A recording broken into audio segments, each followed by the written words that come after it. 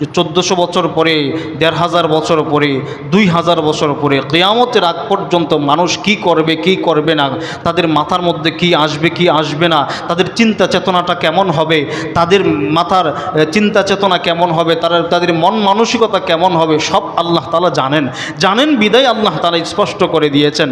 আল্লাহ বলেন যারা দুনিয়ার কল্যাণ চায়, দুনিয়ার কল্যাণ চায় মানে, আরে ভাইজান গুরুটা যেই দেখছে, আমার গুরুটা যেই দেখছে সেই বলছে 4 মণ গোশত হবে, কিন্তু বানানোর পরে দেখি তো 2 মণ 30 কেজি গোশত হয়েছে। এই যে একটা ধরা খাইলাম, এই যে লসটা হইল আমার, কি আছেন আমাদের সমাজে? কি বলেন? নাই। আমাদের এই এলাকায় নাই, এই মহল্লায় নাই, কিন্তু সমাজে আছে।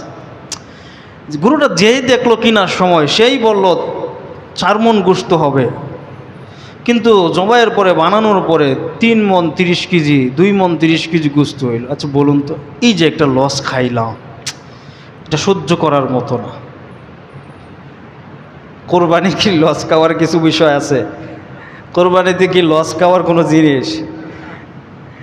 কোরবানি তো আল্লাহ তাআলা, আপনার কোরবানি করলেন সন্তুষ্ট চিত্তে আল্লাহকে সন্তুষ্ট করার জন্য। কোরবানি তো আল্লাহ উঠাই নিতে পারতেন, কিন্তু আপনাকে তো আল্লাহ তাআলা মেহমানদারির ব্যবস্থা করে দিয়েছেন। আরে কেমন মেহমানদারির ব্যবস্থা করছেন? আমাদের রব কত দয়ালু আর কত মায়া আমাদের রবের, তিনি কেমন মেহমানদারি করলেন। আল্লাহ এই 10, 11, 12 3 দিন রোজা রাখা পর্যন্ত আল্লাহ হারাম করে দিয়েছেন। আল্লাহু আকবার। যে একজন মুমিন সে কুরবানি করবে, কুরবানি গোশত খাবে, আমি আল্লাহর পক্ষ থেকে মেহমানদারির ব্যবস্থা, সে মেহমানদারি নিবে না কেন? মেহমানদারি আমি আল্লাহ মেহমানদারির ব্যবস্থা করছি, সে মেহমান হিসাবে আমার খাবার সে খাবে না কেন? আমি আল্লাহ রোজার বিধানকেও হারাম করে দিলাম।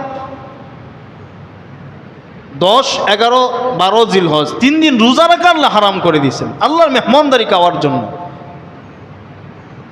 আর আমাদের চাহিদা দুনিয়া, মানে 4 মণ গোশত হওয়ার কথা 3 মণ 30 কেজি হয়েছে, 2 মণ 30 কেজি হয়েছে, বা 3 মণ গোশত হয়েছে। এই যে একটা লস খাইলাম ভাই, এটা মানতে পারতেছি না। আরে ভাই, মানতে পারাটা না পারার বিষয় কি আছে এখানে? আপনি তো আল্লাহ সন্তুষ্টির জন্য কোরবানি করছেন, আপনি তো দুনিয়া কাউকে দেখানোর জন্য, দুনিয়া অর্জনের জন্য কোরবানি করেন না।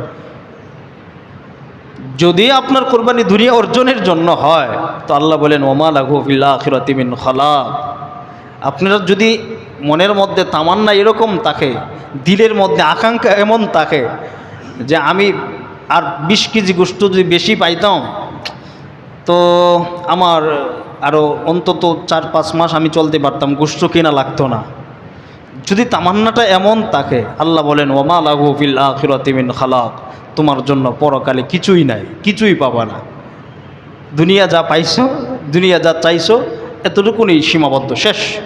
ওমা লাহু ফিল আখিরাতি মিন খালাক, পরকালে কিছুই পাবা না।